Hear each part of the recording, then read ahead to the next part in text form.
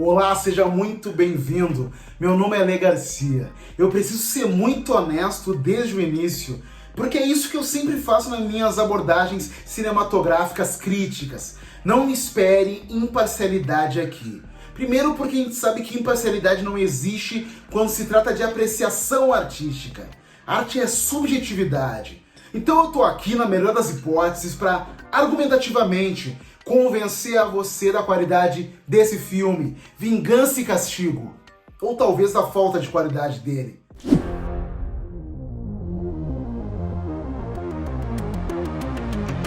Opening.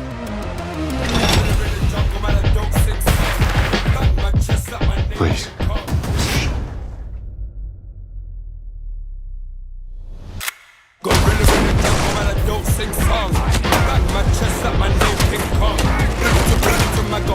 Eu esperava esse filme há cerca de um ano, desde quando ele foi anunciado. Então imagine só a minha expectativa, já que além de ser uma pessoa que se agrada por abordagens estilizadas e contemporâneas de gêneros tradicionais do cinema, todas as informações sobre a grandiosidade e representatividade desse filme me enchiam a alma.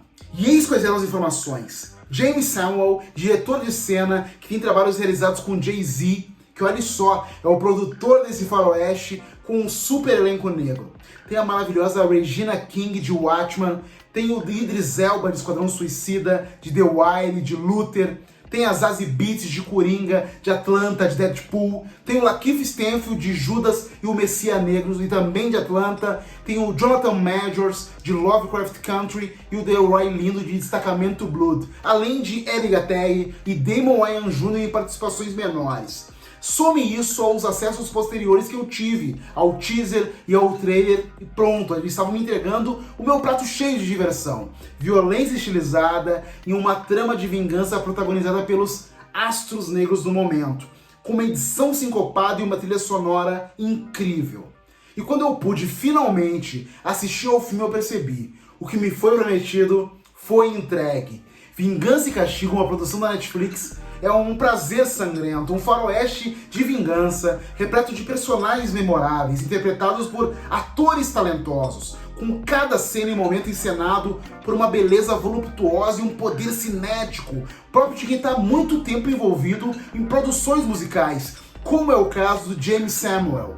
Ele é o diretor do curta Jay-Z Legacy e músico consultor de O Grande Gatsby, além de responsável pela trilha sonora de vários outros filmes. Sobre a trama, espere muita eficiência narrativa e se você estiver disposto, como eu estava, a embarcar nesse espetáculo que me foi oferecido, feche um pouco os olhos para algumas incongruências típicas de filmes cujo apelo estético é mais importante. Eu faço isso com vários filmes do Quentin Tarantino, por exemplo. Eu fico inebriado com uma enfermeira de tapa-olho andando vagarosamente sobre a trilha sonora de um assovio, ou eu fico extasiado vendo John Travolta, de Mullets e o Samuel Jackson de Black Power, escapando ilesos de uma saraivada de tiros. Tem muitas consequências aqui que não servem a muitos propósitos narrativos. Em alguns casos, na verdade, até estragam certas sequências anteriores, mas que, sem dúvida, foram projetadas unicamente para nos surpreender. Porém, o que é claro para mim é que foram escolhas muito conscientes.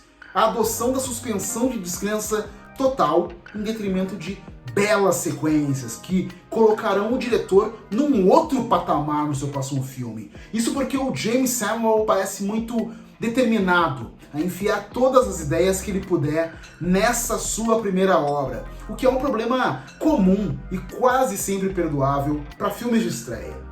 Você sente a sua ansiedade em ser grandioso e épico a cada tomada. Você sente a minuciosidade com que ele deve ter pensado em toda a trilha sonora do filme, com artistas como Kid Cudi, CeeLo Green e Seal. E em como trabalhar momentos de edição em que os cortes, os zooms, as trocas de plano estão perfeitamente sincronizadas ao beat de algum som incrível que ele trouxe para tornar essa celebração negra ainda mais grandiosa.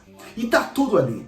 Desde a cena inicial, em que o homem misterioso chega na casa de um pregador e a sua família, e a trilha então aumenta de forma repentina, na sede do diretor em nos apresentar a sua escolha musical apropriada, mas que subentende que nós já sabemos quem são aquelas pessoas e o que está prestes a acontecer.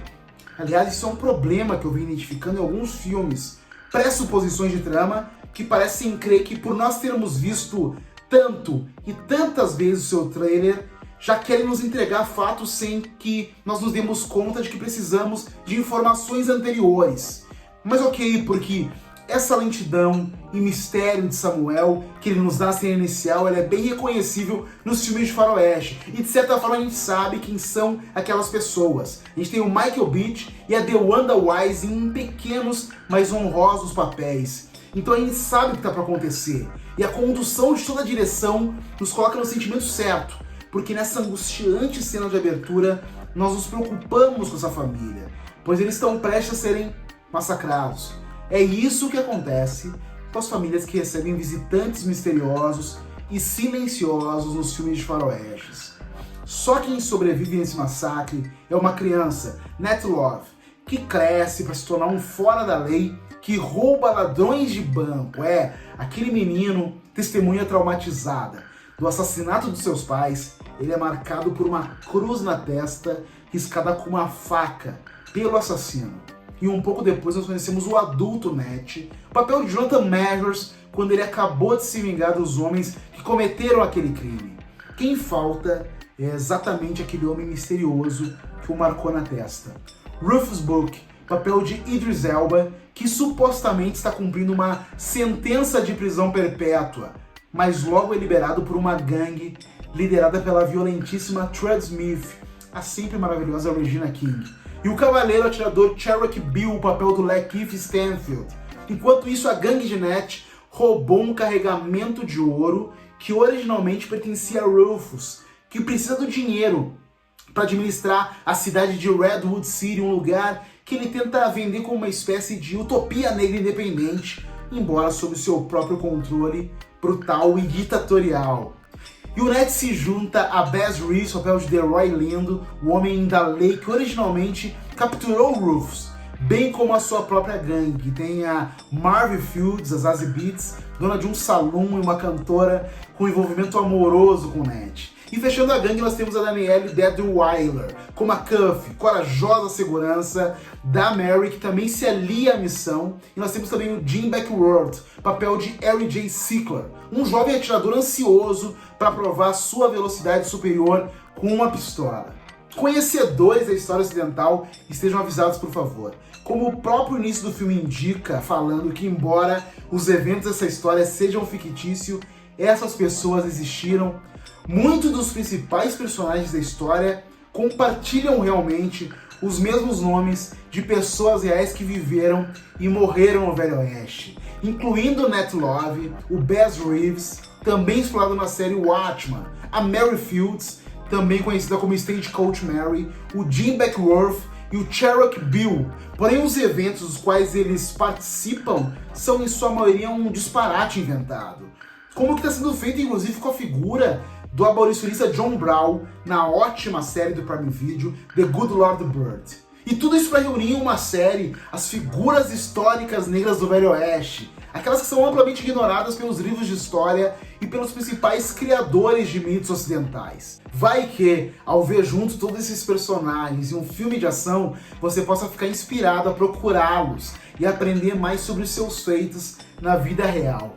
Vai que, né? O fato é que o James Samuel se jogou com tudo nesse filme. Ele coescreveu, ele dirigiu, ele fez a trilha sonora do filme e mais do que isso, ele estudou as obras dos diretores aos quais ele se referencia, porém entendendo o que eles fizeram e faziam com a imagem e o som. Então ele se propôs a fazer um pouco mais, trazendo contemporaneidade rítmica e visual, onde nomes como Sergio Leone, por exemplo, não fizeram. E é importante destacar a primorosa direção de fotografia, de um cara chamado Mihai Melamire Jr., também nos entregando ótimas cenas, com a visão do alvo de um atirador de elite, ou a visão aérea de dois pistoleiros, com sombras muito longas, enfrentando uma outra numa rua. Com todas essas escolhas, o Samuel consegue cadenciar vingança e castigo em principalmente dois grandes acontecimentos fílmicos. O mais evidente, que me seduziu de cara, em que todo o projeto parece uma brincadeira, ou mesmo uma indulgência imagética, em que o que importa é a sequência divertida e bem coreografada de violência musical.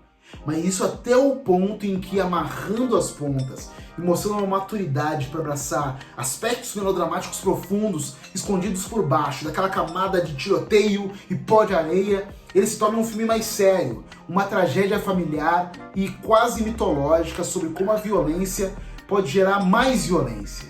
E violência em salão ou nas brigas por ruas empoeiradas é muito diferente daquela que acontece para dilacerar uma família.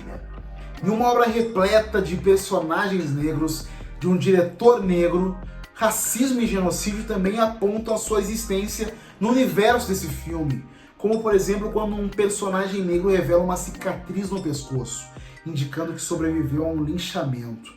E com a devida licença fílmica, no entanto, o filme cria um ambiente fictício onde as pessoas negras tradicionalmente excluídas desse gênero podem ser donos de bares, donos de boates, donos de bancos, bem como administrar cidades prósperas, vagando pelas ruas com confiança, em grupos armados, tal qual nós estamos acostumados a ver os pistoleiros brancos nesses filmes.